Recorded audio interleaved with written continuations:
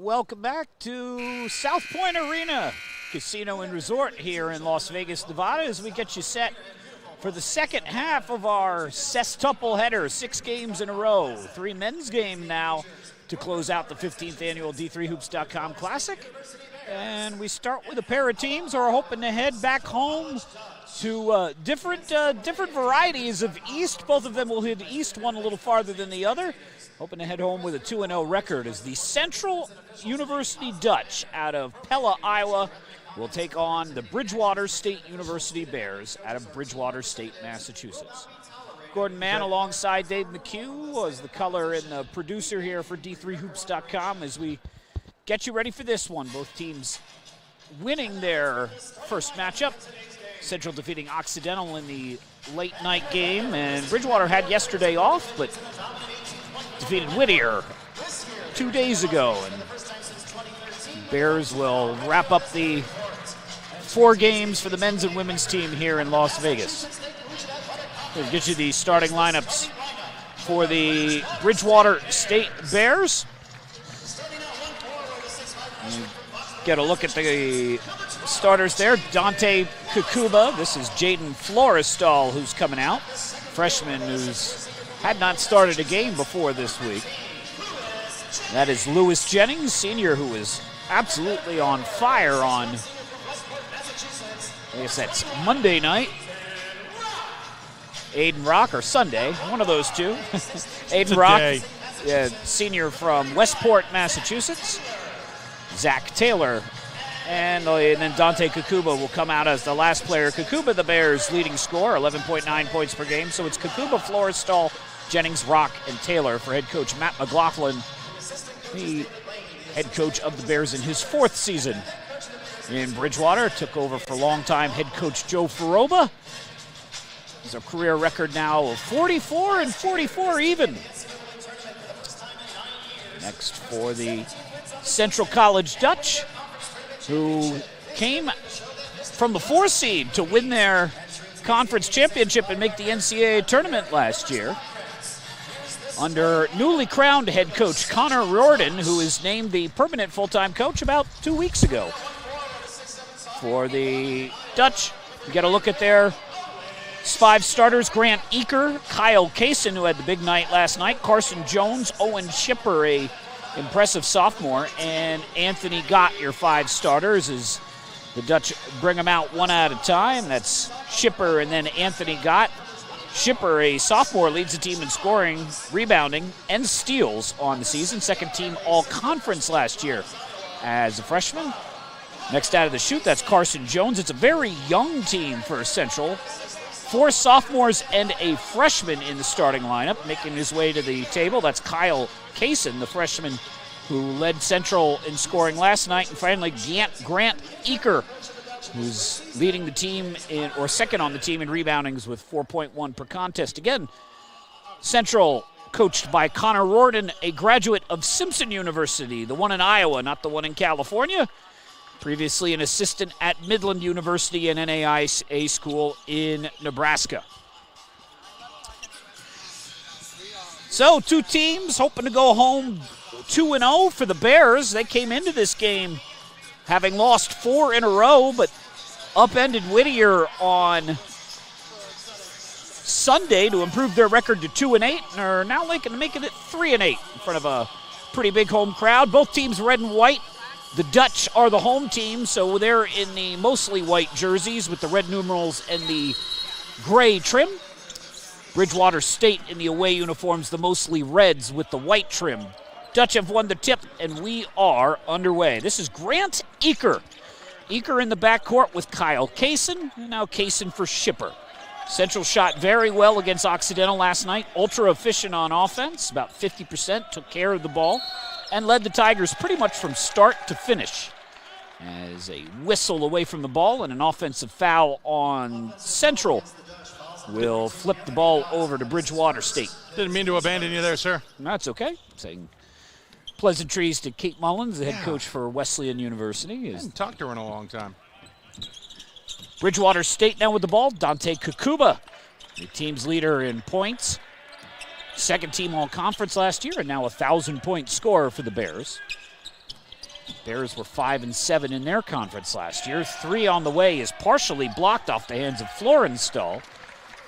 And the Dutch have the ball. Looking for some help is Anthony Gott. Now for Eaker, and outside that is Kaysen.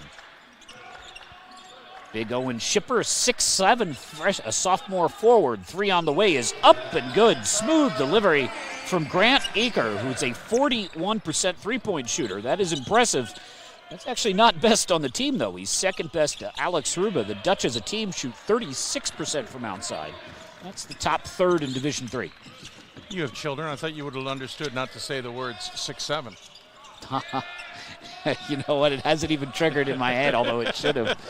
It will when I get off the plane, I'm sure. There will be plenty of 6s and 7s and arms moving up and down for the rest of the weekend. 3-2. 3-2.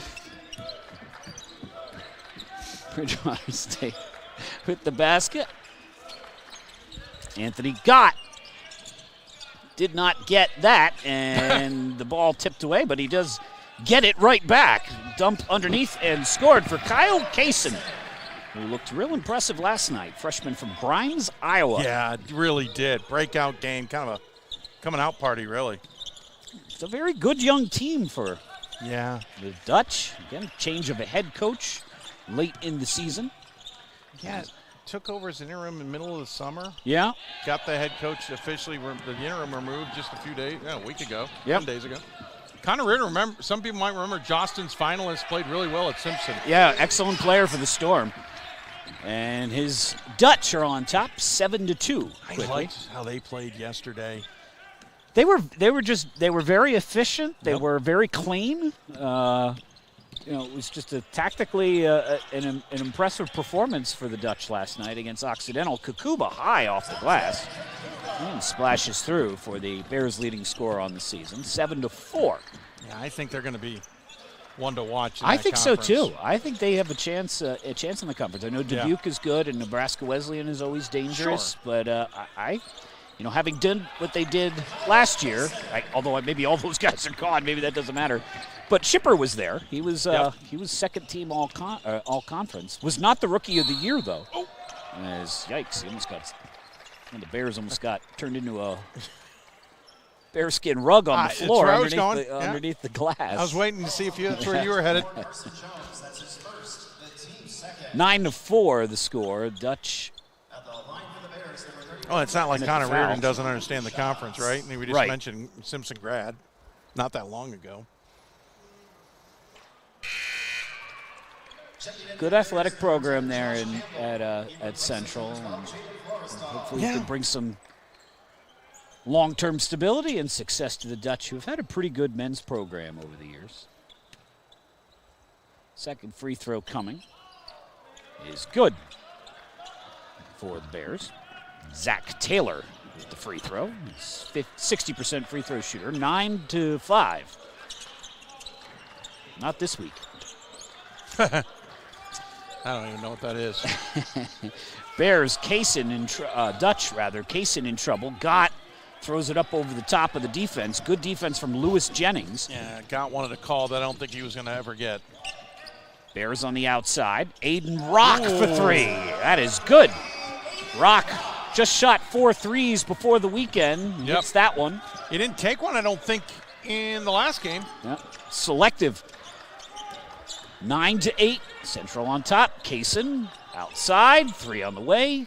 Didn't follow his shot. Yep. Kicks off the side of the rim for Grant Eaker. Bridgewater looked pretty good, too, by the way, because of that guy right there.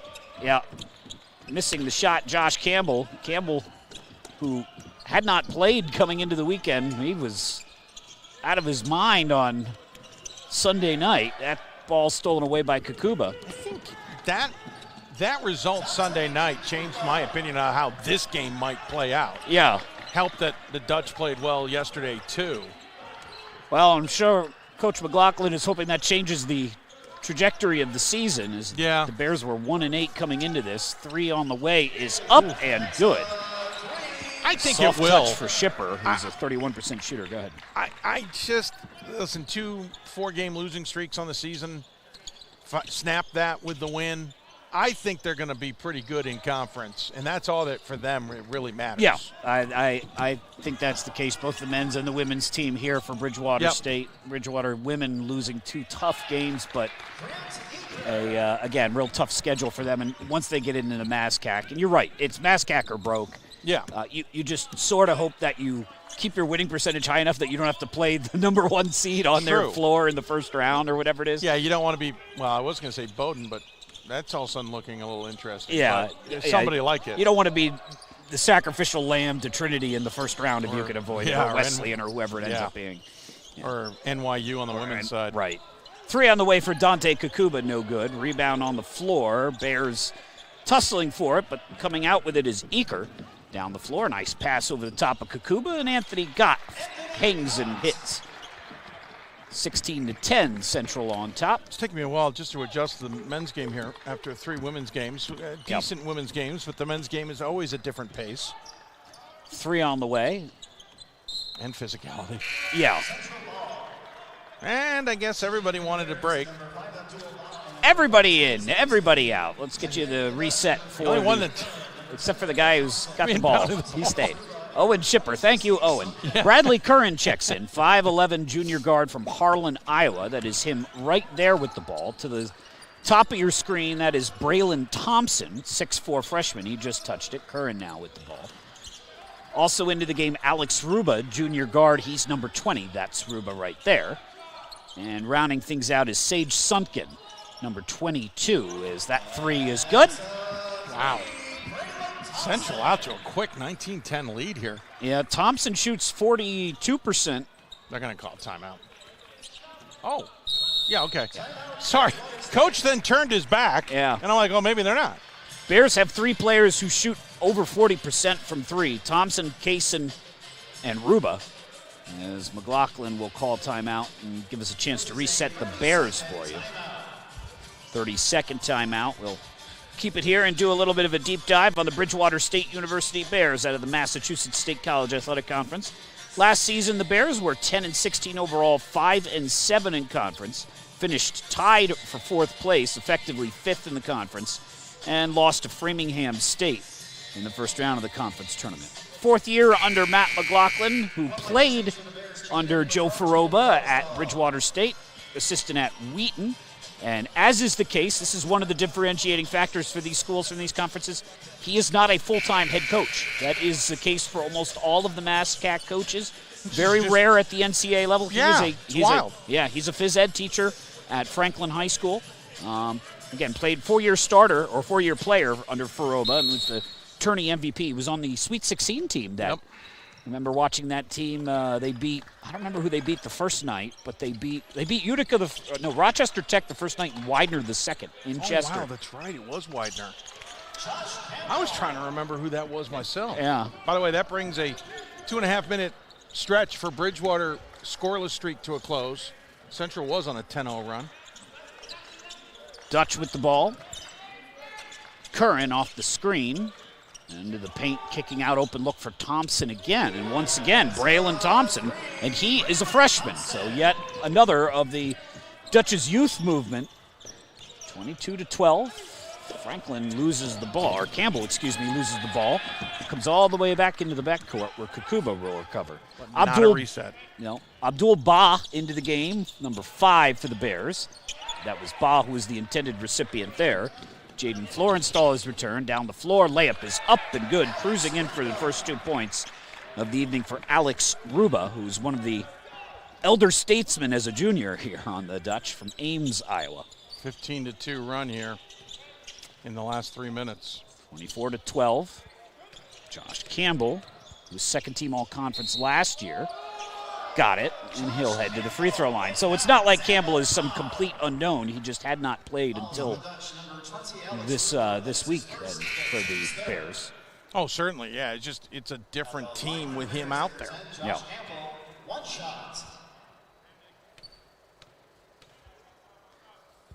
Campbell from Plymouth, Massachusetts, does not get the tail end of the three-point play. 24-14.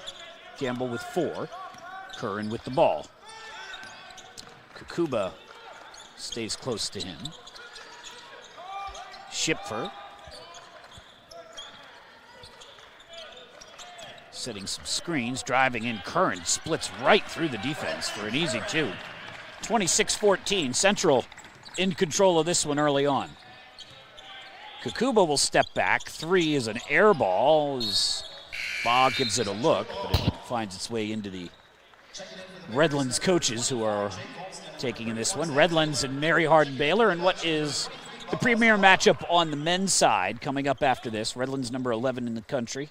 Set a new classic record for scoring last night in a runaway victory from MSOE, and then runaway, but MSOE did put up 80 plus. I was impressed that MSOE didn't get beat by more. Yeah.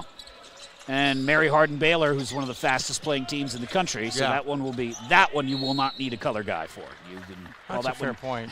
I didn't think about that. That will be we set the over/under on shot clock violations yesterday at 0. So it's not even a half. Yeah, not even a half. They have taken it off the board here in Vegas. You cannot get that bet.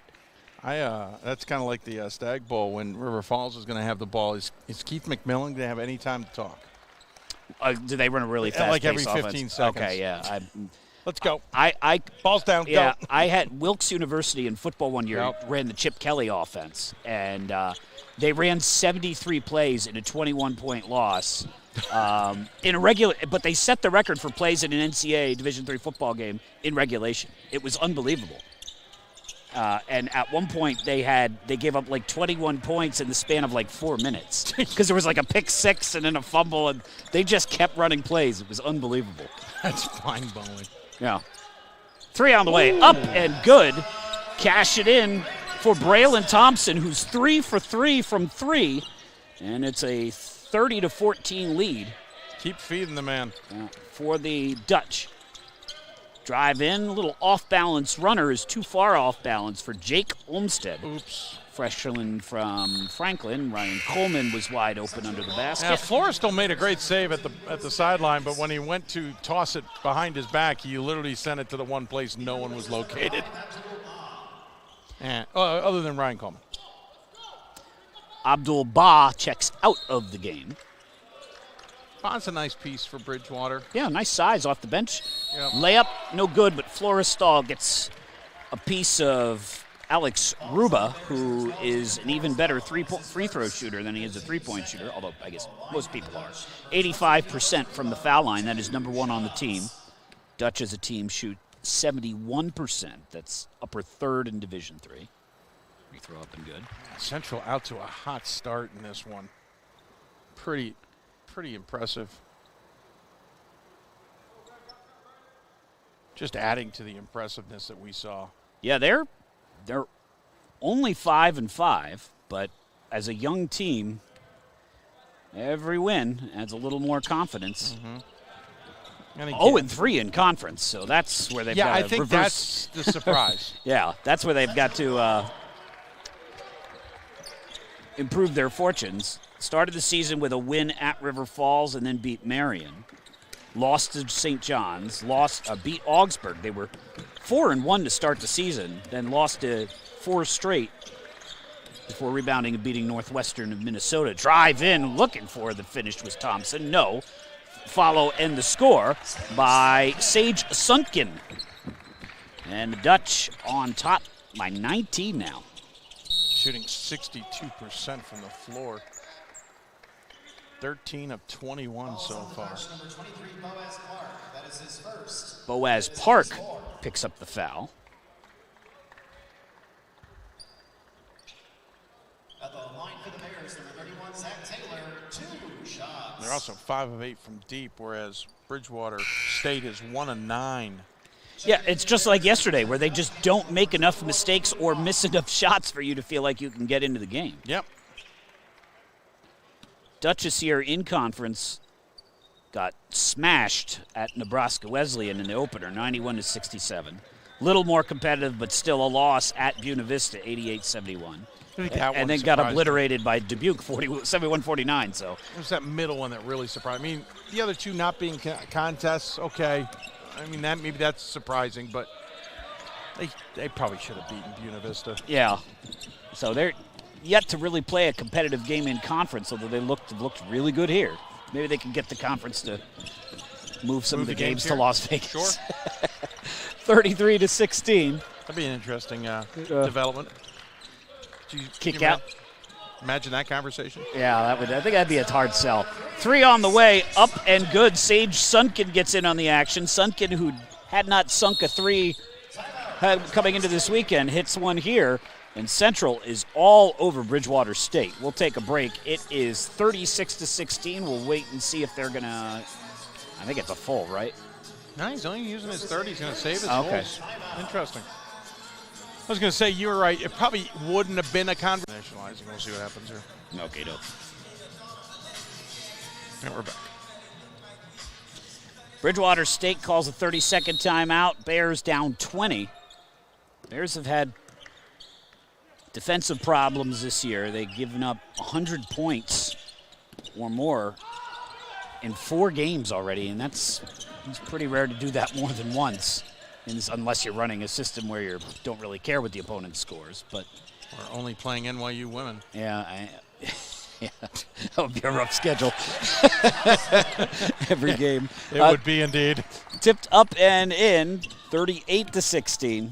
Bears gave up 129 to Mass Dartmouth, 102 to Nichols, 121 to Tufts, 113 to Rhode Island College. You get the picture. They've given it up over the century mark 5 times already. Yeah, that's pretty surprising. Layup up, no good. Rebound wrested away by the Dutch. Boaz Clark in the game. Fun name there. Yeah, I was going to say, come on. Boaz, love it. The kindred redeemer for Ruth, I believe, in the Bible. Oh, look at you. I'm sure he knows the story. If you got that name, even if you were not religious, you would seek it out. Rocks hit 2 threes. 38-19. Hand him the rock. Yeah, we are going deep into our B material here. Yeah, early here. On. This is good. Stay tuned for more Old Testament. All you. All you. 38-19. Bears, save us. No. No. Pass the other way. It's a 4-on-2 break. Wow, Thompson gets whacked by Aiden, aptly named Rock. And free throws coming for the Dutch. 71% as a team. Thompson on the season, 77%. First one rims out. Anthony Gott, Carson Jones, and Grant Eaker return for the Dutch. Talking about the national landscape, some interesting results today. Virginia Wesleyan and Mary Washington played, and Mary Washington didn't make it much of a game. 89-48, the Eagles won over the soon-to-be Baton University Marlins. Drive inside. Emory played Hampden-Sydney, and they blew them out, too, by 30 points. So and rough day for the ODAC, other than Randolph-Macon, who won by 1,000 or whatever it was.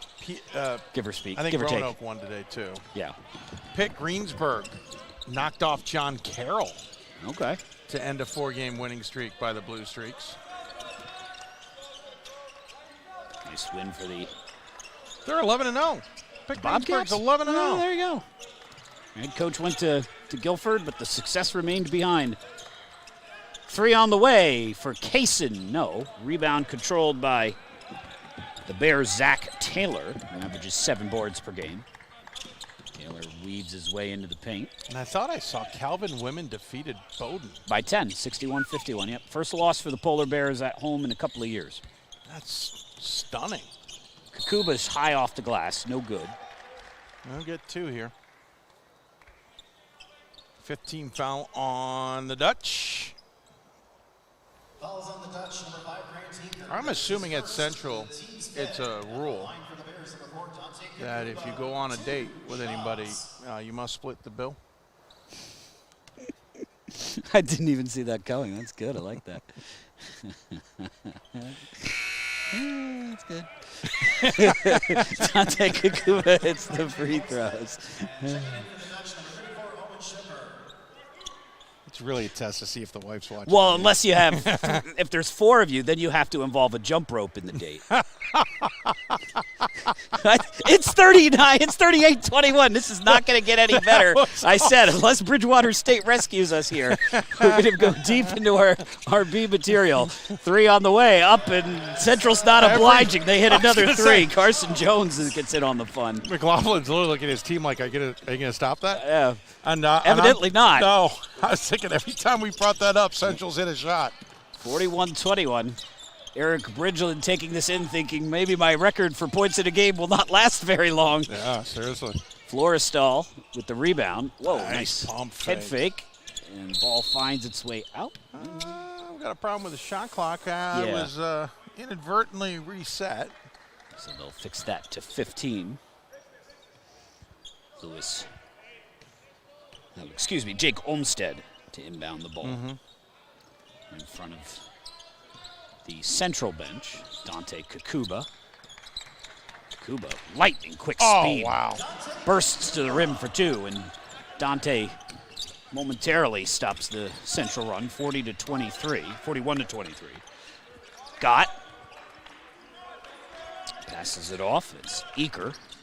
Now Gott for Shipper. Actually, it's Jones. Excuse me, Carson Jones. Eaker for Gott, who will take the 3.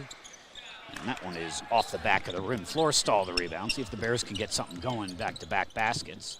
Kakuba looks to his left. And will dish it off to Olmstead instead. Central still shooting extremely well. Olmstead fadeaway. Tough shot. Nice touch from the freshman from Franklin. It's 41-25. A 16-point lead for the Dutch. It's down to 55%, but it's still 55%. Drive in, shot blocked, and a whistle. 2 free throws coming for Kyle Kaysen, 73% free throw shooter. Bears 4th. The team's 4th. At the line for the Dutch, number 12, Kyle Kaysen, 2 shots.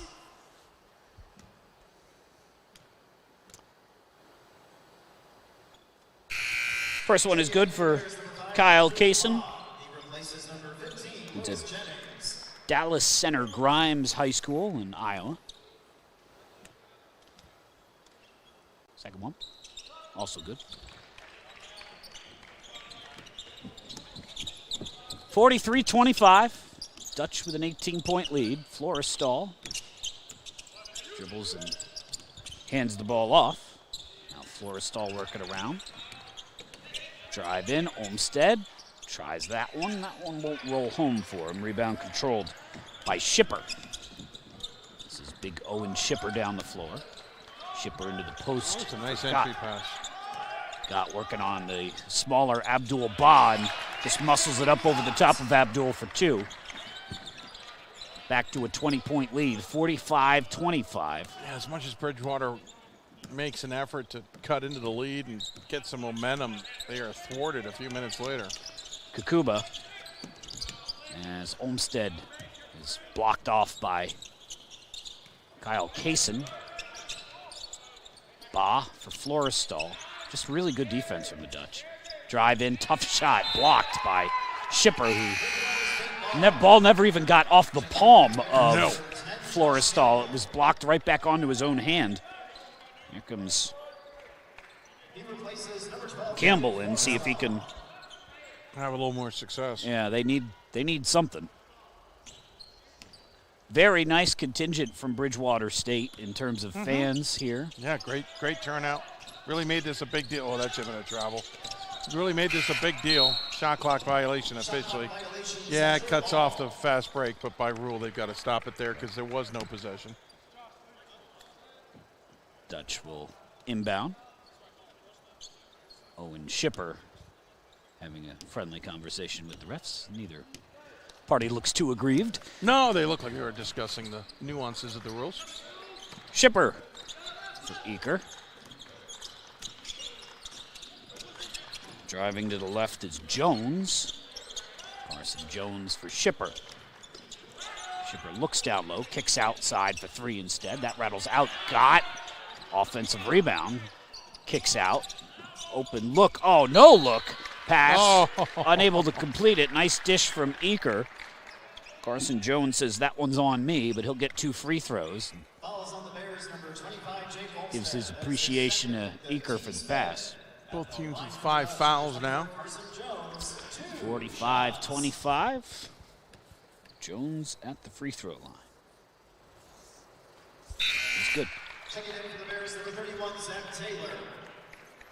He replaces number 25, Jake Olmstead. Zach Taylor back in. Olmstead will have a seat. 3:41 to play in the first half, completely controlled by the Dutch. I am fairly confident it was Taylor and I who got stuck waiting for an elevator. Wow. Yesterday, was it yesterday? Yeah, yesterday morning. Yes, yesterday morning. Long wait, and then we all climbed in with some other people. And then they all recognized his uniform, or his jacket. So they started asking him a ton of questions, and I sat there chuckling. Three-pointer on the way is good for Campbell off the second chance opportunity. Lead momentarily trimmed down to 18. 3:09 to play in the first half. Pass stolen away by Bob. I don't think it was a pass. I think he lost it on the way in. I think Kaysen had it, and then he didn't. Campbell drives in. All kinds of contact. Baugh outside. Taylor will try the floater. No, and all Dutch around the ball. Eaker quickly down the floor. Kaysen tries to get the angle on Baugh. Excellent defense from Abdul. And the Dutch will maintain possession. Very well played by Baugh. Baugh shuts off the fast break. Alex Ruba returns. Scott will take a seat.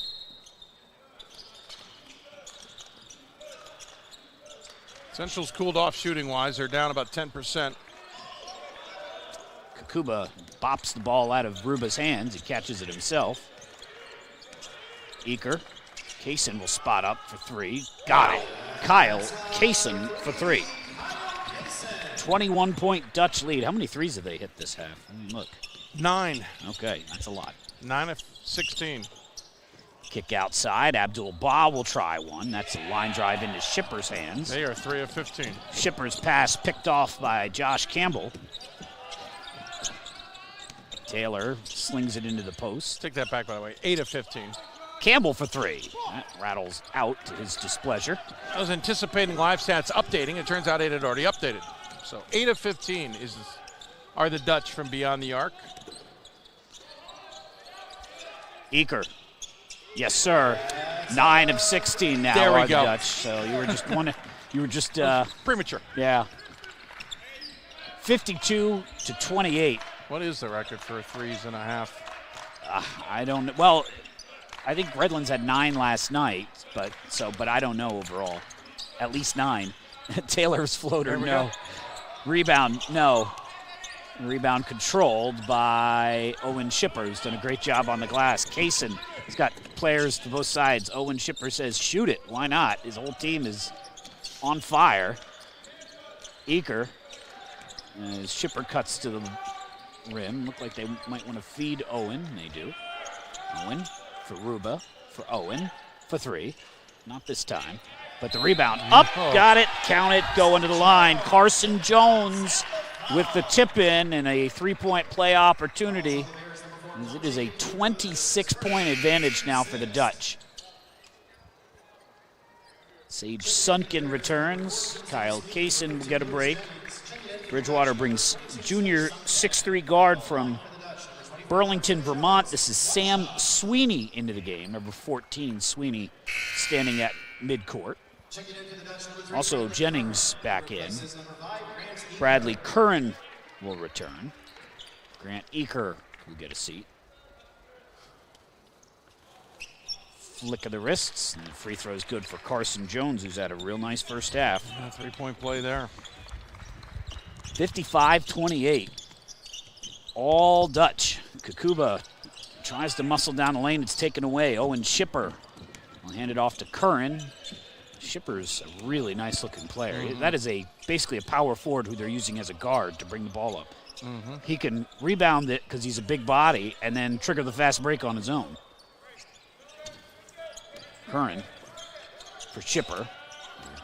Loses Taylor momentarily. Kick out. Curran for 3. That is short. Rebound controlled by Taylor. Sweeney down the line.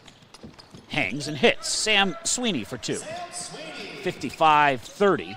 Final 15 seconds of a Dutch-dominated first half ticking off. Sweeney for Ruba for 3. Jones. Oh. Yes, sir. Garson Jones. What a first half. 10 for of him. 19. And a 10 3-point first half for the Dutch, who have as many points from behind the arc as Bridgewater State does, period. It's 58-30 at the end of the first half. That was impressive, and that is the quote-unquote hard rim to shoot on. Yeah, that's the hardest See side what to they shoot do at. in the second half.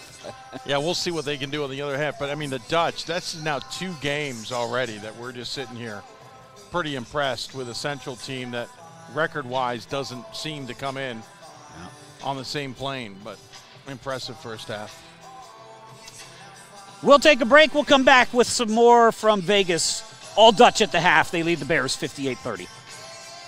More schools than Division I, more fans than Division II, and more upsets than March Madness. There's nearly 850 programs with over 11,000 games leading to 2 national championships. And we've been covering it all for over 2 decades. From Eastern to Occidental, from Puget Sound to Piedmont, from Southwestern to the University of New England, and from Hope to Calvin.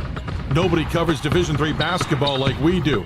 We're D3Hoops.com at www.d3hoops.com. Passion's love. Passion is love for what you do. Because I think when you face challenges, it comes down to how much you want it and how much you love it. Passion is what keeps you going forward. Seeing so many people that were like-minded and so hardworking in their sport and academics, being surrounded by like-minded people makes you want to be more passionate. I think it pushes you to a different level that maybe you didn't think you had. And you can do the best of both worlds and love all of it. Comprehensive learning is being able to adapt to experiences and apply the things that I learned. Being an athlete and juggling academics helped me grow as a person, and things that I've learned, I was able to apply it in another field, putting them into everyday life. Developing comprehensive learning helped me prioritize certain things to make sure I get to where I want to be. For the love of the game. That's what it's all about, they say. But for those of us who are Division III student athletes, it's more than that. It's more about team and the schools and communities we represent. And for the many of us blessed with the strength to compete in sport at the college level, we understand that with what we were given comes a special obligation. Our obligation to help those who have their own special needs and whose love for the game is no less intense.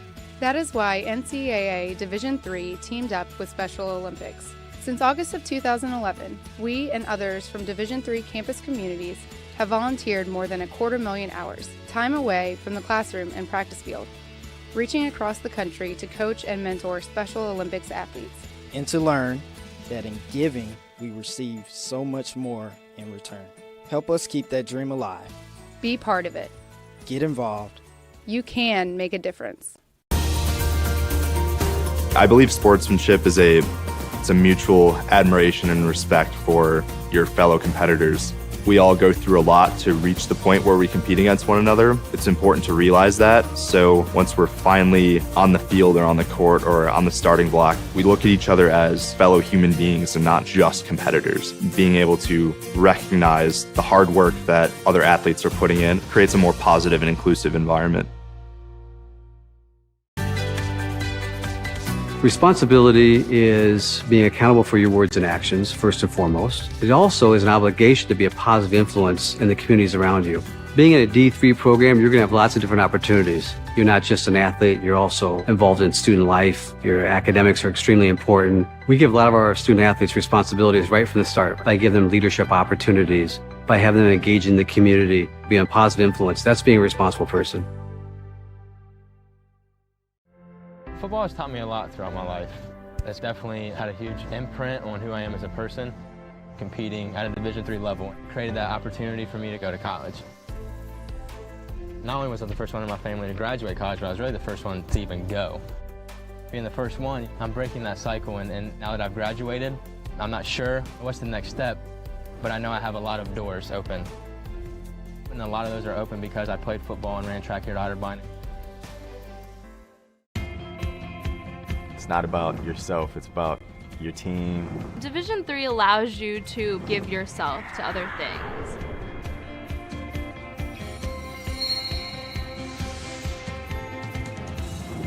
I chose Cedar Crest because it's nationally ranked for its forensic science program. And then I also chose Cedar Crest because I could come here and play sports. I could be a basketball player and then I could be a student athlete, and my teachers would understand that.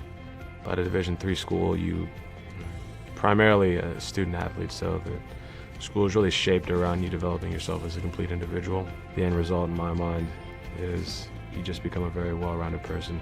I know sports is important, but having the academic part along with it is a big plus. There's more to them than being a student athlete. They're a club president, they're a student in the classroom, so it's a well-rounded experience. Division III school was the best opportunity for me to have both the highest academic challenges and some of the very highest athletic challenges too. So that's why D3 athletics is so great. It gives you the opportunity to get involved in so many different things and be able to still do all those things. D3 school, there's a lot of time for other opportunities. During soccer season, the coaches, they expect a lot of you during soccer, but after soccer, that's your own personal time. It's your time to go explore different things and really find out who you are and other opportunities that you can pursue. Division III in athletics, affords students the opportunity not only to participate in intercollegiate athletics at a competitive level, but also gives them the opportunity to, engage in the other interests in their campus and in their lives outside of that sport and outside of the academics on the campus. I wanted to be really balanced. I wanted to be focused on academics and athletics and be able to do other things that I wanted to do. And I knew Division III would be able to not only let me do that, but support me in that. You have more time for your extracurricular activities outside of school, whether it's not academics, spending time with your family, your friends, and those are things that are important to me in a college experience. Being a Division III athlete and developing my leadership skills has definitely put my name out there and helped me get more recognition on campus, but more recognition nationwide. I did win the Jostens Trophy, which is based on leadership, academics, and then how well you do on the court. I think there's more opportunities for academic scholarships in Division III. Division III schools offer academic scholarships instead of athletic scholarships. This really puts the focus that the student athlete needs to maintain that GPA. I got the presidential scholarship from Case Western, which was huge for me. I did receive a non-athletic scholarship upon entering school, and I carried that for my first 2 or 3 years. I did receive academic scholarships my freshman year, and then every single year I get a little bit more because of my academics. Just being involved on campus, being an athlete, and then being a leader in so many different clubs. All those things combined kind of get me recognized. Don't pass up a Division III school if you have the opportunity. Division III offers many experiences. I would definitely choose Division III school because you can develop your leadership skills. I mean, basketball and academics are so important here, but you can also develop who you are as a person.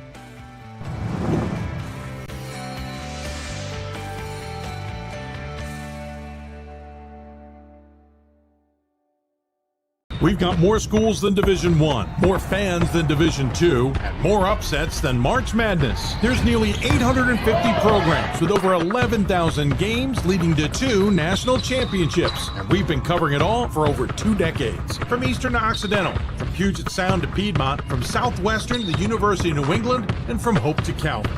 Nobody covers Division III basketball like we do. We're D3Hoops.com at www.d3hoops.com. Proportion to me is the lived experience of our Division III student athletes. They balance life from an academic perspective and the rigors of competing at a high level, bonding with teammates and building lifelong friendships. But they also are involved in their communities. They work jobs and internships and volunteer. They've learned to be resilient. Diverse experiences are setting them up for the future. I had numerous numerous family members who've been taken away from heart disease and stroke. That drove me to pursue knowledge about health and well-being. Playing college football gave me an opportunity to get myself into college. Goes to Parks. He's in the end zone. That's when I decided that I want to go into personal trainer. I felt I would have a great opportunity to share my knowledge about well-being within Detroit. I hope to reach as many people as I can.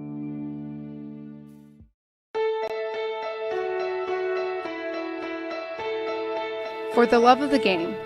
That's what it's all about, they say. But for those of us who are Division III student athletes, it's more than that, a lot more. Sure, the game is important, but as we work so hard to build both mind and body, it's more about team and the schools and communities we represent. And for the many of us blessed with the strength to compete in sport at the college level, we understand that with what we were given comes a special obligation. An obligation not merely to work towards a personal best in the classroom or in the sport we love, but rather an obligation to help those who have their own special needs and whose love for the game is no less intense. That is why NCAA Division III teamed up with Special Olympics. For Special Olympics athletes, victory belongs not only to those who first cross the line, but to all of those who compete and endure. They are challenged in ways we cannot imagine. They are survivors who test themselves harder and with greater joy than we will ever know. Since August of 2011, we and others from Division III campus communities have volunteered more than 250,000 hours, time away from the classroom and practice field, reaching across the country to coach and mentor Special Olympics athletes. And to learn, as we all do, that in giving we receive so much more in return.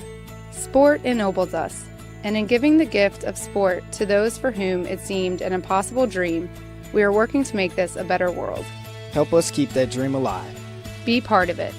Get involved. You can make a difference.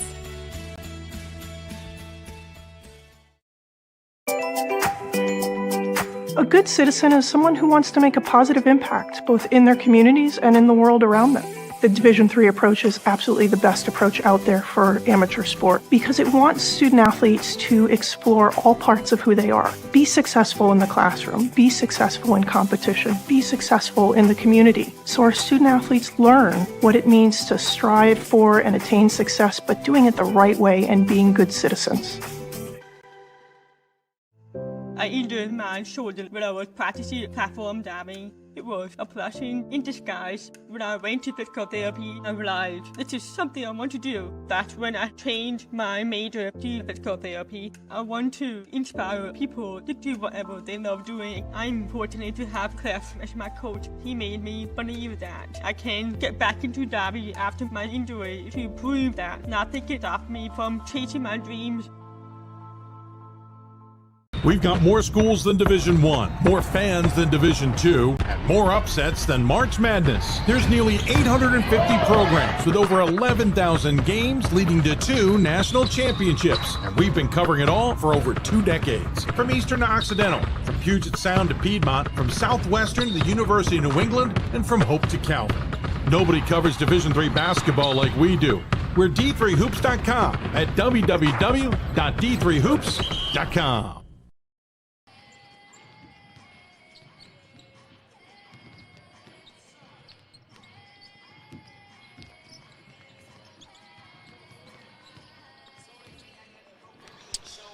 Welcome back here at the half. We'll get you some numbers. You see some on the screen. Central all over the Bridgewater State Bears in this one.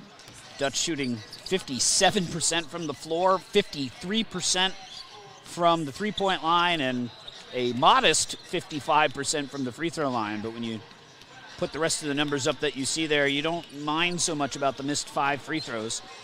Bears slow start, 32% from the floor and 19% from 3, perhaps being forced to shoot more threes than they would normally like because of the pace at which Central is making them.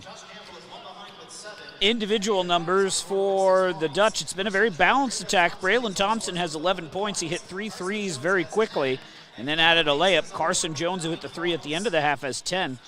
But the Dutch have used 10 different players, and 9 of them have scored. 8 for Grant Eaker, 9 for Kyle Kaysen, And then smaller numbers for Sage Sunken has 5 and smaller numbers for everybody else. Bears balanced attack, but a whole lot less of it. Dante Kakuba has 8 points on 3 for 7 shooting. 7 points for Josh Campbell, again playing in his second game of the season. And then a couple of players with 2 or 3 each. Rebounding leader, Owen Schipper with 6 defensive rebounds. He's also got 2 assists for the Dutch, who will start this half with a 28-point lead.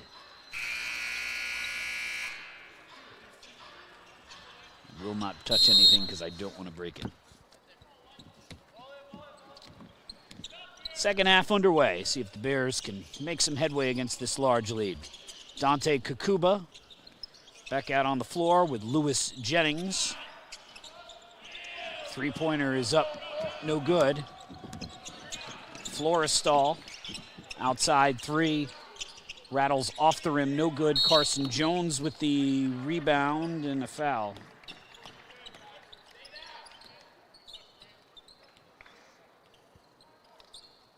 Fouls on the Bears, number 4, Dante Kakuba. That's his second, the team's first.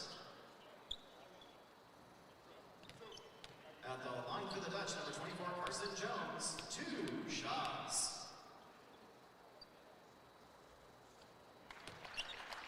Bridgewater already picking up an early foul. Jones, Gott, Kaysen, Schipper, and Eaker, the 5 on the floor. And Carson Jones with a free throw. Again, he's the top free throw shooter on the team. The team shoots free throws pretty well. Taylor outside for Aiden Rock. Rock hit a 3 in the first half. Kakuba zips through the defense, flips the ball towards the rim. It's about 8 inches short. Here come the Dutch the other way. 2-on-2 break. Eaker feeds it to Gott, and Gott is fouled by Aiden Rock. 60-30, 19-14 to play in the second half, and the Dutch looking very, very good here at the 15th annual D3 Hoops Classic. The team second at the line for the Dutch, number 42, Anthony Gott. Gott, 2 shots. 67% free throw shooter. Started all but 1 game this year. Or all but 2. He didn't play in one of them at all. 8 starts. It's from Davenport, Iowa. Second one is good. So it's a 32-point lead for the Dutch. Taylor bringing the ball down the floor. Hangs in the lane, finds Florestal. Florestal angles, shot, no. Rebound controlled by Schipper, his 5th. And the Bears come back the other way again. Or excuse me, the Dutch. Gott. Whoa, just plows through. I think Rock was trying to buy a foul there. Knocked off the baseline, yeah, no flop call. Yeah, I was surprised the official didn't maybe at least warn him. 64-30. I mean, you went down way too easily. Kakuba, nice touch off glass, good for Dante. I like that. I like his style, like the touch he has around the basket. It's unfortunate in this game. There's not a lot of options to get him going. Yeah.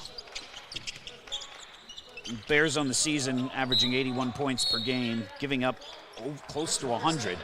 There are 405 teams in Division III. They are ranked 402nd.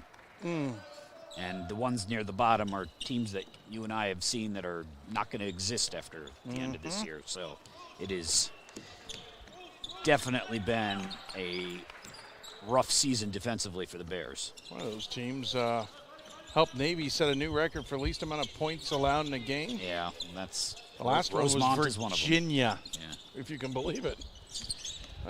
I couldn't. Shot, no. Rebound controlled by Gott. Bears down the floor, 64-32. Ooh. Wide open, Kyle Kaysen running the break. That is a great look from the big man running point. 66-32. Taylor into the lane, 17:40 to play in a second half. And what is the Dutch brought 1, 2, 3, 4, 5, 6, 7, 8, 9, 10, 11, 12. They have, not including the 2 guys in street clothes, they have 17 players. Yeah, they do. They're not all going to be able to play in this, I don't think, but they're going to those guys at the end of the bench who haven't taken off their warm-ups yet, I bet they do by the end of this one, because this is a 32-point game already with 17 minutes to play. Back to that previous possession, what I loved about the pass, too, was the entire time was looking to his left. Oh, nice save in the baseline there. Looking to his left before he pinned that right down the middle. Had everybody thinking he was going a different direction. Kakuba outside. Over for Rock, open for three on the left wing, hits the rim. Kyle Kaysen has the ball deflected out of his hands. Oh, what dumb luck. It's got in the shin. It's Vegas. Yeah. You ain't got bad luck, you ain't got any luck at all. That's amazing. Josh Campbell returns for the Bears, as does Sam Sweeney. Both played in the first half. Jennings for Sweeney, who's guarded by Eaker. Jennings working on the smaller Eaker now. Campbell. Campbell, head fake, puts it up, no good. Rebound by Jennings. His follow is good. Lewis Jennings for two. Jennings averaging 9.7 rebounds per game. 66 to 36. Campbell takes a swipe at the ball. Into the post, Gott collects. Big man faces up. Nice soft touch off the glass for two. Anthony Gott for two over the top of the much smaller Lewis Jennings. That's the biggest body the Bears really have to throw at him. Three for Kakuba, no. Eaker with the rebound, and the Bears will look to push. 16:06 to play. This basket would give the Bears 70, or the Dutch 70. And they got it.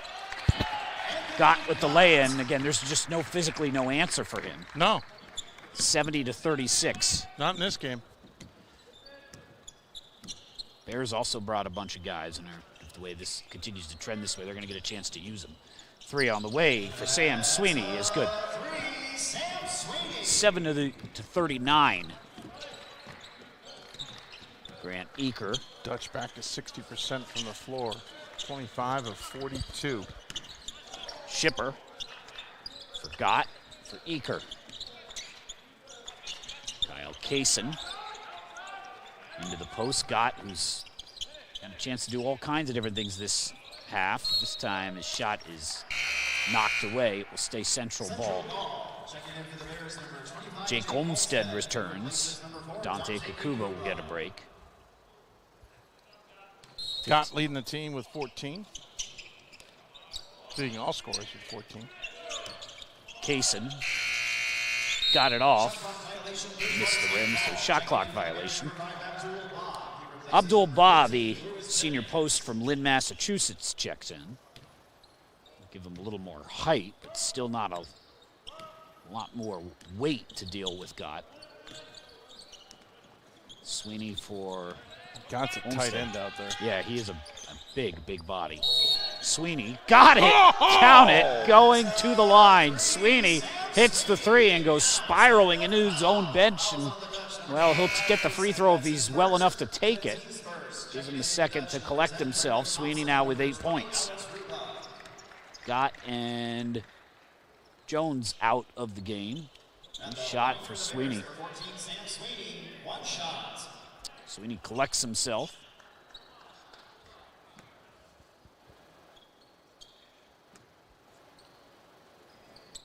And finishes the 4-point play. Yeah, that's rare and very nice. 70 to him. Yeah, 70 to 43. Sweeney now with it should be 9 points. Kaysen will try an old-fashioned three. No. Rebound. Laid up and in. Off the miss. It's Alex Ruba for two. You are correct, by the way, on the 9 points. Sweeney will spot up while he's got the hot hand. This one off the mark. And Sweeney looking at his hands after he shot it. He may still be shaken up from that last play. Aiden Brock's going to come in. Taylor is going to grab a seat for the Dutch, or for the Bears.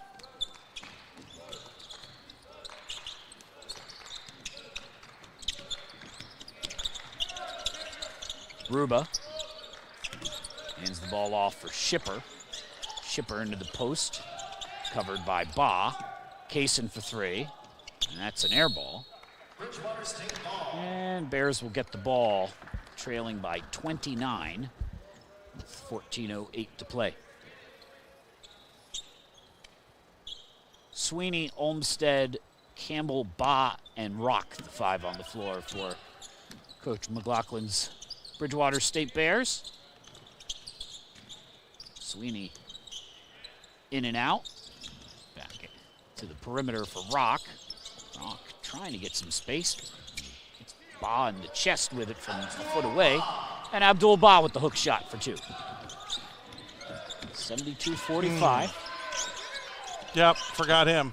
Wide open layup. No, Ruba misses it, but his teammate Kaysen's there. Kaysen again, and the third time's the charm as Kaysen scores, and it's 74-45. Hurting the shooting percentage there. Yeah.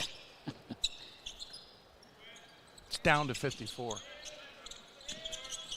Sweeney for Rock. Now for Ba. Campbell calls for it at the post. Switches hands, lays it up for two.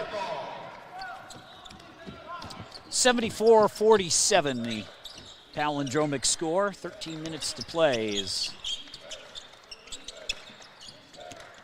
Bears cannot find an answer for the Dutch. Still, Kyle Kaysen for two, and a timeout. I was looking to see if that was, they were just calling timeout to get a sub in, but 76-47, all Central. Timeout taken by the Dutch. It is a full. We'll take it with them.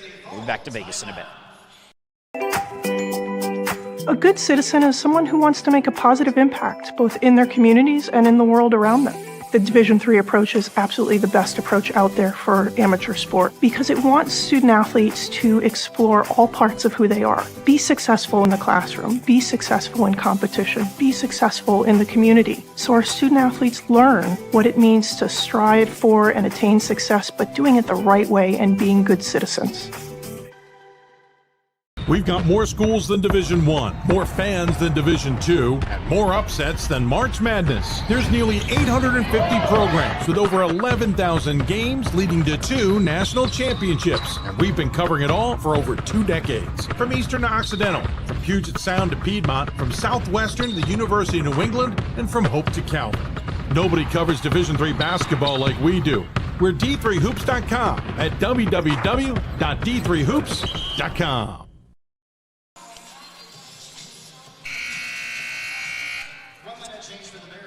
Couple of new players out there for the Dutch is Braylon Thompson, who had 11 points in the first half, gets his first second half minutes.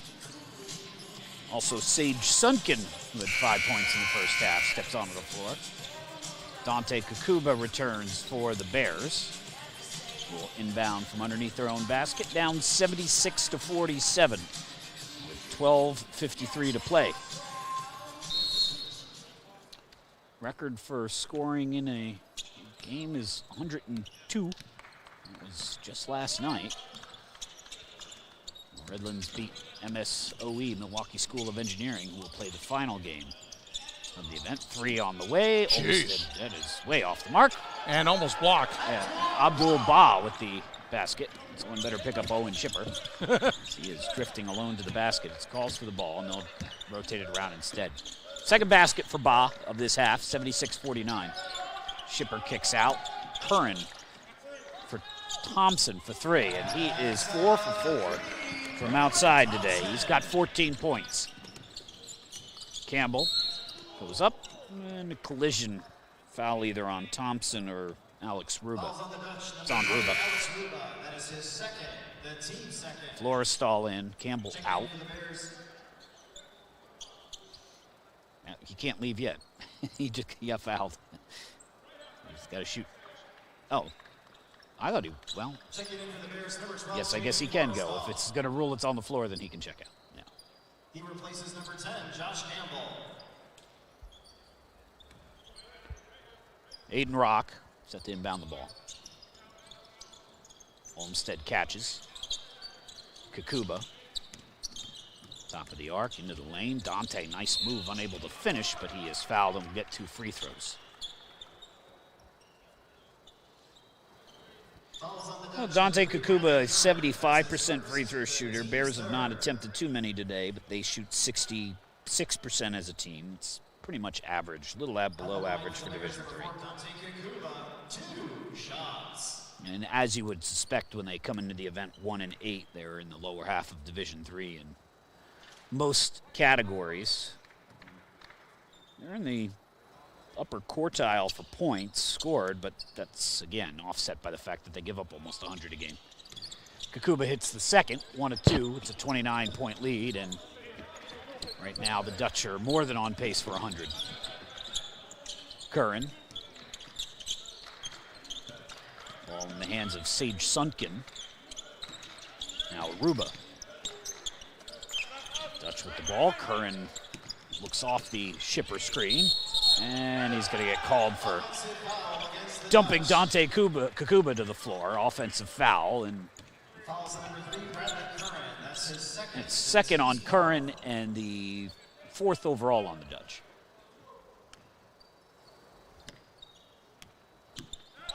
Kakuba straightens his jersey and brings the ball down the floor.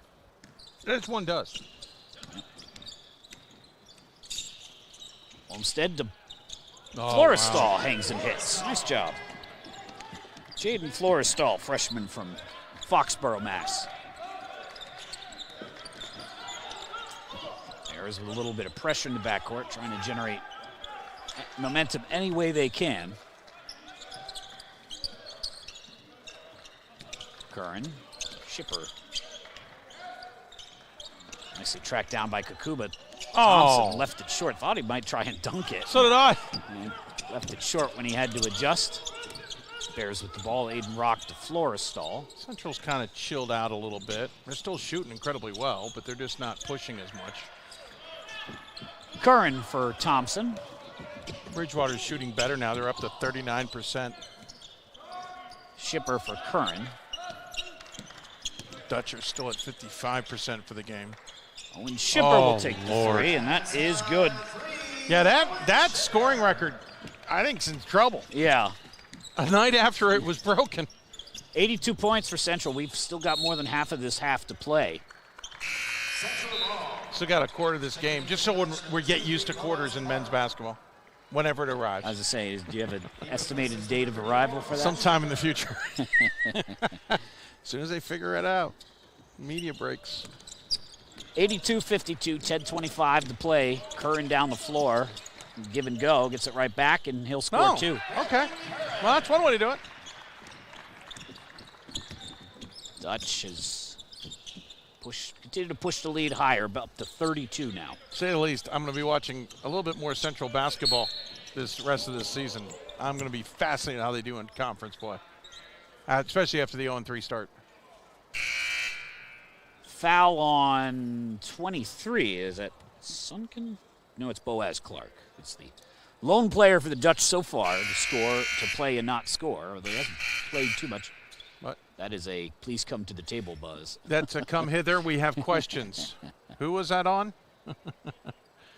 Fouls on the Dutch, number 22, Sage Sunken. 22. Oh, it is on Sutton. Okay. Okay. 22, 23, whatever. Ooh. Rock inbounds. Good look for Taylor, who could not finish, and Ruba, excuse me, with the rebound. Curran goes around his back. Kakuba picks the ball away from behind, ends up in the wrong guy's hands, so Thompson misses that one. Thompson was 4 for 4 from 3. Kakuba, 1-on-4. Pass underneath. Abdul-Bah with a little elbow to get himself some space. Doesn't make the shot. Here comes Thompson. Thompson, oh, nice pass. No. Oh, wow, that was Sage Sunken with a circus shot there. Actually, that was, it's Clark, excuse me. It's Boaz Clark who. If that had gone. Nearly had the. Jeez. Didn't quite have enough English on it. In the lane, Ruba, no. Battles his own teammate for the ball, and instead Aiden Rock comes down with it. Kakuba slings it down the floor for Taylor. Taylor, nice reverse and score. Well done by the hem. And a timeout taken by Bridgewater State. It's a full, so we'll take it with him. Central in control, 84-54. More schools than Division I, more fans than Division II, and more upsets than March Madness. There's nearly 850 programs with over 11,000 games leading to 2 national championships. And we've been covering it all for over 2 decades. From Eastern to Occidental, from Puget Sound to Piedmont, from Southwestern to the University of New England, and from Hope to Calvin. Nobody covers Division III basketball like we do. We're D3Hoops.com at www.d3hoops.com. I injured my shoulder when I was practicing platform diving. It was a blessing in disguise. When I went to physical therapy, I realized this is something I want to do. That's when I changed my major to physical therapy. I want to inspire people to do whatever they love doing. I'm fortunate to have Cliff as my coach. He made me believe that I can get back into diving after my injury to prove that nothing can stop me from chasing my dreams.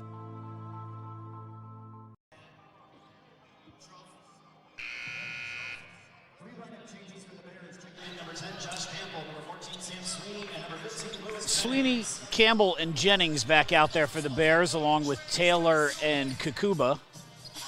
Dutch will counter with Thompson, Sunken, Carson Jones, Boaz Clark, and Bradley Curran. We do have 119 tuned into this. That's not bad. Hello, all. You enjoying? Evidently. Kakuba with the steal. Taylor lays it up for 2. I can't believe Bridgewater State has struggled this year. I know they're not in this game very much, but they're fighting hard, man. They're a decent team. I like them. Gonna have to figure out something on defense. Is that they have Central. Again, Central's good and efficient, but they've scored pretty much every way they've wanted to. Well, and they've had Campbell parked for a while too. He's now back in the game. Campbell passes down the floor as Jennings avoids the inadvertent bonk in the head. Jennings almost got in the way of the perfect pass. Sunken hands off for Thompson, who's cooled off. Well, that's a wide open layup. What were you saying? First 2 points for Boaz Clark. Has got the Dutch back out by 30, and now some of those reserves, who I said are going to get to take their warm-ups off. Starting the to. game. Yep, There's the first one. 1 by 1. Connor Reardon's going to tease them all. Jennings tips it to Thompson. Thompson down the floor. Campbell with the steal. Alley-oop. And just a easy layup for Lewis Jennings for 2. Dutch are winning so easily that admittedly they've kind of gotten into a little bit of they've been sloppier. Yeah, they've been sloppier. Yeah, thank you. That's a better way of saying it. And maybe that's the time as a coach you bring your reserves to the reserves in because you don't want to develop bad habits. Yeah, agreed. Yeah. And get these guys some reps. Right. It came a long way to just watch.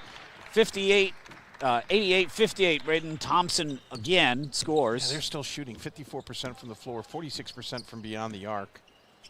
Bridgewater State's improved at 40% from the floor, but 5 of 23 from deep. Kakuba's shot wadded off the glass. Speaking of defense by Alex Ruba. 7:08 to play. Ooh, Campbell just missed it. Passes to a wide open Boaz Clark, and Clark has 4 points now. And they can run the floor so well. Unless they go ice cold for the last 7 minutes, they're going to have the scoring record pretty easily.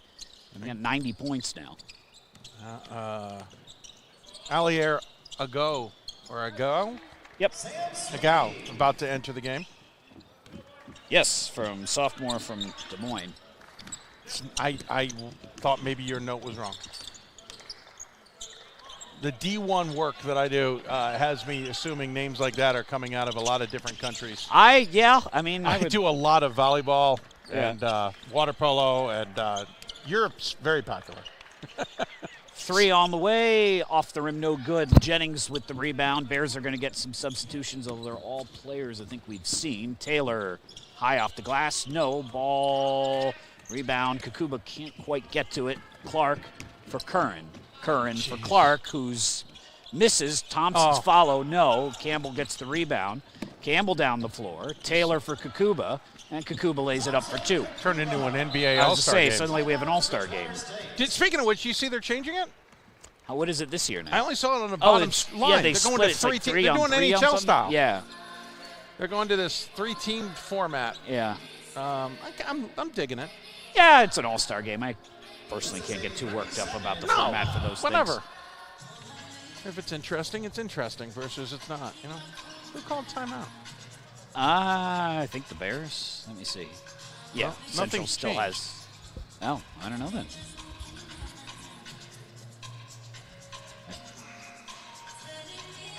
The guy who is in charge of the book for Central is looking inquisitively over at the table, wondering what happened. Did we get the timeout or did they take it? Who took the timeout? The guy who's responsible for knowing that wants to know. They don't ever know it, though. I don't know a single, at any level, do I know a single assistant coach who's responsible for timeouts, who keeps track of timeouts? It does seem really hard to do because the one guy who's in charge of it always looks like asks.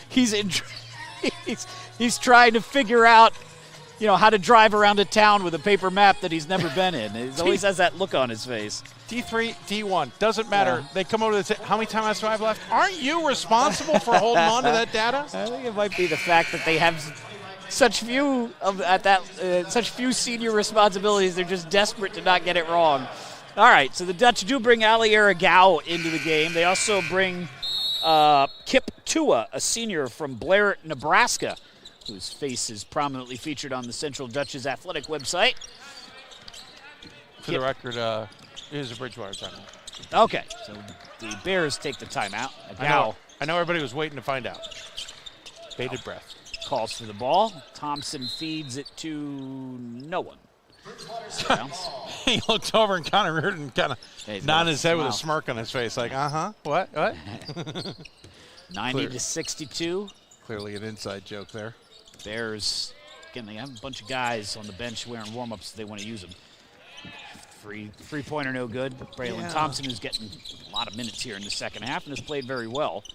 When is the line, right? What point do you officially throw the towel in?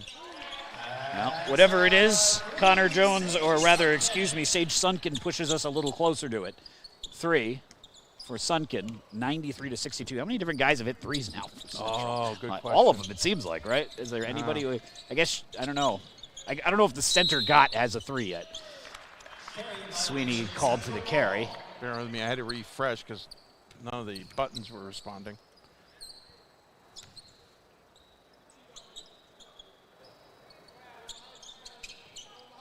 There we go. Thompson inbounds the ball to Boaz Clark. Now Kip Tua off the screen and roll from Agau. 6 guys have hit, 8 have taken. Okay. Euchert, Kaysen, Jones, Shipper, Thompson, and Sunken have all hit. And now, so has Agau from a little closer in, 95-62. Dutch continuing the onslaught and a steal. Boaz Clark down the floor, lost it off his own ankle. Sweeney coming the other way. 11 guys have scored. Sweeney high off the glass. Good. Sam Sweeney as he goes spilling out, and those guys who were at the deep end of the Bridgewater bench now starting to take their warm-ups off. Mm-hmm.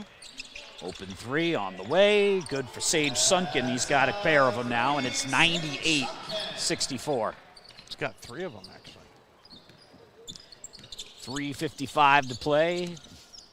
More Dutch disrobing their warm-ups on the sideline. Don't get too excited. Just the warm-ups. I'll admit, Gordon, I've heard a lot of interesting terminology and descriptions from you over the years. I hadn't heard that one yet. Central going to bring Derek Thiessen into the game, 6'4" guard from Rosemount, Minnesota. Thompson, Clark, and Sunken are done, I think. So it's going to be Tua, Agau, Thiessen, number 32, that's Evan Hatcher, a sophomore guard from Humboldt, Iowa. And 33, that's Ross Cussell, sophomore guard from Manning, Iowa. 4 points in under 4 minutes to tie the record. Bears have also started to bring some of their other reserves in. Sophomore post from Norwell, Massachusetts, Jacob Stull, number 22. Olmsted heads to the free throw line. 33's in as well. Yep. Aiden Salazar, freshman post from San Antonio, Texas. How do you get from San Antonio, Texas to Bridgewater, Massachusetts? By plane, preferably. Yeah, but I don't recognize the school, so I don't believe it's a prep from up that. No, I don't that think so. area. Claudia Taylor. No, that does not sound like one of the. Not the New England. One of the New England schools. Nope. 98-36. Dutch by a lot. 32. It's not Kent School or Avon Old Farms or It is Westminster. I will not say that with that kind of accent for my alma mater. 33 with the ball here now. That's Cussel. Now it's Tua for Agau, who bonks it off the head. Nice defense. Yeah, Jacob Stall with his skull. Drive in, open layup for Olmsted. No, Tua with the rebound, looking at Agau, but instead threads the needle for. Now Agau has it. Oh, man. Look at this bench. They wanted to explode, so they have smiles on their faces. That shot is no good. Agau tips the ball away from his own teammate. Yeah, he's going to get a hard time about that one for a while. He is a big dude. I bet he could dunk it, but just blew it there. Yeah, I think his eyes got big and he just got too excited. 3 on the way for Kip Tua. No, Agau is everywhere. He's fast. Yeah, covers a lot of ground too. Long legs. Bridgewater State basketball. I was going to say the other thing, and this is no knock at any of the prep schools up there, but they don't tend to. Don't see a lot of D3 players. No, they do. No. You get to see D3s. I say you don't tend to see them at the state schools. No, that's a fair. There's definitely a correlation between going to those schools and then going to private colleges. Yeah, I mean, if you are, you're at D1 because of your athletics. Back rim, Agau finds the handle, but only for a second, and then only until he's fouled. If you end up at UMass, it's because you play basketball or lacrosse, or you end up at, you know what I mean? That's where those scenarios take place. Those schools have their reputations. They're not going to. They feel it that way. We all know that you get a darn good education at those schools too, but that's not how they see it. Driving to the right, Evan Hatcher. Now for Kip Tua. Dutch are going deeper, by the way. Yeah, 2 more guys getting set to check in. 3 on the way. Back rim, no Agau. Are they on our rosters? Yeah, we're definitely. There's only so many slots on my spotting charts, and we're definitely going to get beyond them. By the way, we may not get there. Yeah, they've gone cold here. I said they had to go cold. They had 90 at 7 minutes to play. They've got 98 at 2 minutes to play. And they've cooled off to 50%. The reserve unit has not been able to shoot as hot as the rest of the guys. Yeah. Campbell with the rebound and the score. Dutch bringing the ball down the floor. Ross Cussel. I believe you get to 100, it's 10% off at In-N-Out Burger. That's what I think. That's what I Jack heard. in the 50% off for the chicken fingers again. Ah, the fingers, yes. And they're the Jack in the Brett Box. Seymour's sunglasses absorb a blow as they go flying. Jack in the Box joke I made reference to you yesterday was because every time I listen to an LA game, whether it's the Angels or it's the Dodgers, there's always Jack in the Box promotion. Okay. Popular hamburger chain in California. Big man. Fulton Flesher. Yeah. Is the forward there. Everybody was on their feet. Yeah. They wanted a century mark. Fulton Flesher unable to score there. 98-68. Stuck on 98. Yeah. Driving in, Bears with a new player out as well. This is Matt Morgan. Shot no. No truth that Eric Bridgeland may have. I don't know. Maybe he is the type of coach that would care about that record too. That's what I'm saying. He might have said to him, "Hey, listen, if you can stay away from it, I'll pay for dinner tonight." Rebound, shot blocked as. Because the chances are I'll never see you again. Yeah, Evan Hatcher has that knocked away. 51 seconds on the game clock. Committee, if you're watching, make sure Central and Redlands are faced off in the tournament. Pull up, line drive, and it's good. Ross Cussel. That's a nice shot. Purdy. Gets us to the century mark. Can we get 3 more points? 2 to tie. Morgan shifts it off for the Bears' Kaiden Wiley, who's checked in. Ball lost out of bounds. Bridgewater ball with 15 on the shot clock. So at least these guys who on both teams brought a lot of guys, which is great. Great for the team building experience. You never know when you're going to need them now or at later points in their career, get them into the game, get them some action. Absolutely agree. Matt Morgan from East Hartford, Connecticut, pull-up jumper. UMHB and Redlands coming up next. That should be a very interesting contest. Those of you still tuned into this one, that one was worth watching. We're almost back on time, by the way. Thanks to this game. Dutch. Oh, that would have given him the record. I'm not sure if Patrick Wayrock was supposed to shoot it or not, but he figured, what the heck. I got nothing to lose. Three on the way, and that is the way that ends. So the Dutch don't quite get to the record, but they easily get to the victory. They blast the Bears in this one. Your final score, the Central Dutch 100, and the Bridgewater State University Bears 68. So the Dutch got to 90 points with 7 minutes to play and may have called the they called off the dogs. Yeah, called things off a little bit. Got a lot of guys a chance to play there as they we'll look at the final numbers, but outstanding shooting for the Dutch in this game. We'll look at the final numbers. The Dutch were 38 of 78 from the floor. That's 40%. But they were 14 of 35 from three. That's 67%. We'll check and see if that's a record. The Bears, they were 67% from the foul line. They were 40%. Hold on. They chilled off in the three-point line. They were 14 of 35, so that's not going to be a record, but 40%. 38 of 78 is 49% from the floor.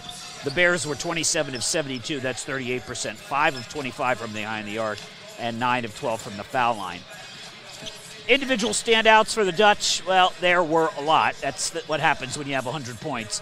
Braylon Thompson had 16 to lead the team. Anthony Gott had 14. Carson Jones had 12, and I'm not sure he played in the second half. He only played, and Kyle Kaysen didn't play much in the second half either because they just didn't need those guys. Kaysen had 15 points. Sage Sunken with 11, and again, the Dutch using about 16 different guys.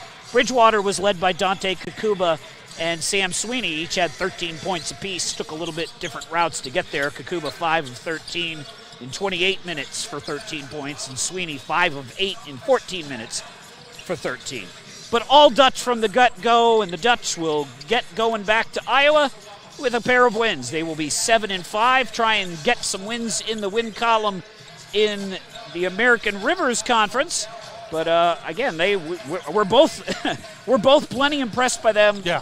All right, they scored a lot. Bridgewater gives up a lot of points, but it's the combination of the two games, how they looked. They look, and again, ultra young. Everybody on that team in that rotation that is important is a sophomore or a freshman. Yeah, I'm really surprised they're 0-3 in conference play. Okay, 1-2 I could buy. 2-1 wouldn't be a surprise. I wouldn't expect it 3-0, but. Connor Reardon's got a squad there. Yeah. He was left with the cupboard full. Yeah, he was. He most certainly was. Which I'm sure he appreciates, having been the assistant. Or he helped stock it himself. He was the assistant. That's true. Yeah, so I'd be fascinated. I'm going to be tuning into a lot of ARC games to see how they play it out. I think they're much better than the record shows.